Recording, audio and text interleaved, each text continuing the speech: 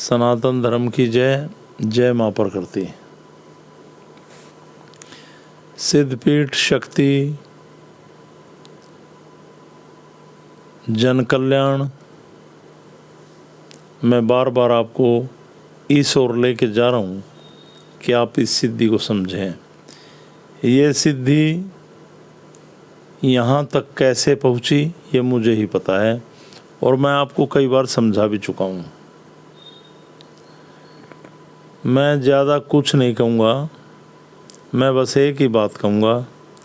ये जितने भी लोग अलग परिवार में जुड़े हुए हैं, इस अलग परिवार में 60% लोग ऐसे बैठे हैं, बस वो नाम के इसमें बैठे हुए हैं, ना वो सिद्धपीठ में आते हैं, ना उनका कोई मतलब है, बस बैठे हैं। कभी उनको तकलीफ़ हुई तो कॉन्ट्रैक्ट कर लिया, वरना नहीं। तो कोई फ़ायदा नहीं है ऐसे बैठने का। यह कोई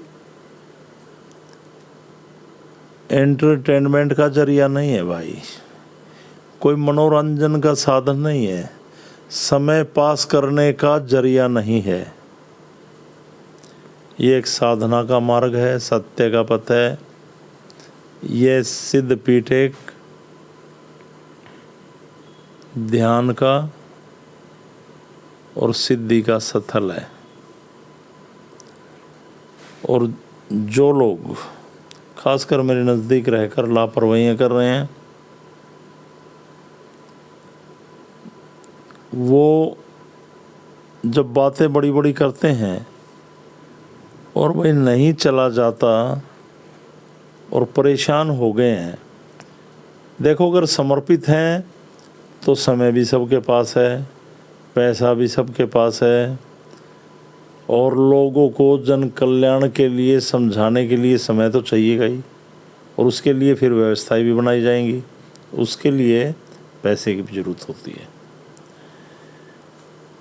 तो मैं उन लोगों से कहूँगा, अगर वो ये मान रहे हैं भाई अब शर्म आएगी, क्या करें, हम नहीं रुकना चाहते यहाँ पे, पीछे भी मैंने बोला था आराम से, परेशान मत हों, क्योंकि जब वो इग्नोर कर रहे हैं तो वो जुड़े नहीं रहना चाहते ना, तो बेशक अलग परिवार को छोड़ दें, कोई परेशानी नहीं है। यहाँ बनावटी बातें करने की किसी को कोई ज़रूरत नहीं है, इस बात का ध्यान रखना है। अब ये सिद्धि जितनी आगे चलेगी, इसमें वही लोग रहेंगे जो पूरा समय देते हैं, ध्यान से समझते हैं, जन कल्याण के मार्ग पर चलना चाहते हैं। यहाँ पर बैठ के ये वो बातें की, आए 1-2 दिन भाग गए, हमारे पास नहीं चलेगा।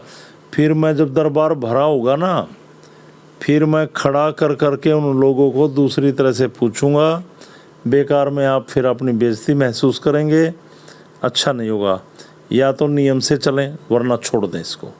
जो खासकर हरिद्वार जाएं तो मेरे साथ रहते हैं, बाहर जाएं तो मेरे साथ रहते हैं, बिल्कुल नहीं भाई।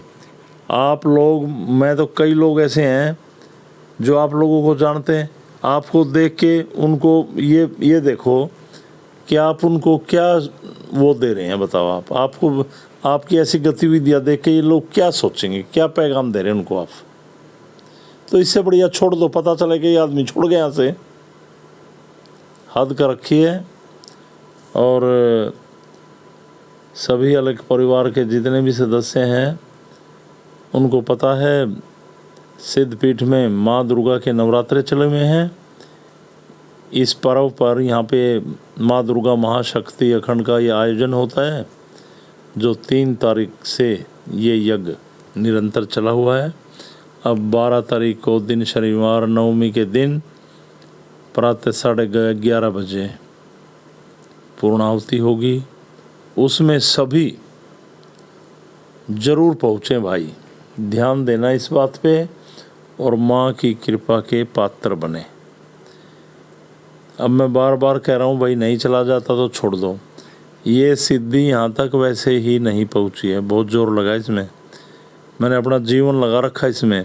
आप लोगों का क्या है, आप तो कभी भी ऐसे ही बस भाई, जब अच्छा नहीं लग रहा है एक रास्ता तो ज़बरदस्ती नहीं है किसी पे भी, इस बात का ध्यान रखें। अच्छा, दूसरी बात है, अभी गोरक्षनाथ जी की तपोभूमि गोरक्ष टीला राजस्थान में गोरख कृपा महाशक्ति यज्ञ होने जा रहा है 17 अक्टूबर को प्रातः 10 बजे। दिन पूर्णिमा का है, वैसे वीरवार है।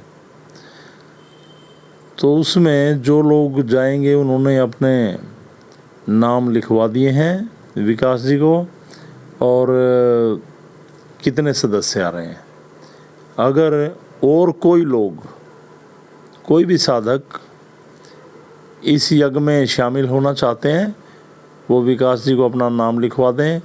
यज्ञ में कैसे आना होता है, क्या कुछ लेके आना है, भाई उससे आने से पहले आपने घर में क्या करना है, क्या प्रार्थना करनी है, क्या नहीं करनी है, ये जानना ज़रूरी है।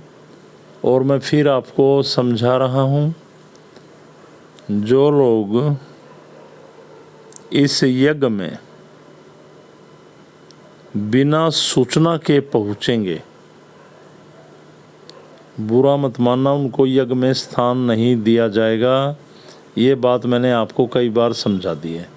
इस बात का सभी ध्यान रखेंगे। और अब सिद्धपीठ में नियम का पालन करना पड़ेगा, इस बात पे खास सख्ताई होगी। नाथ जी के कड़े आदेश हैं, मर्यादाओं में रहें। और कई लोग मुझे कहते हैं मैं आऊँगा, अब आ रहा हूँ, फिर नहीं आते, फिर आप कहेंगे आ रहा हूँ, फिर नहीं आते। जब आप लोग मेरे से बात करते हैं तो नाथ जी सुनते हैं, इस बात का ध्यान रखा करो आप। और जो नियम बना रखे हैं हर महीने यज्ञ के, ध्यान के, कोई भी, तो उन पे आपको ध्यान देना है। और ऐसे शर्म करके कि मैं कैसे छोड़ूं, अब क्या कहेंगे, कब तक चलोगे?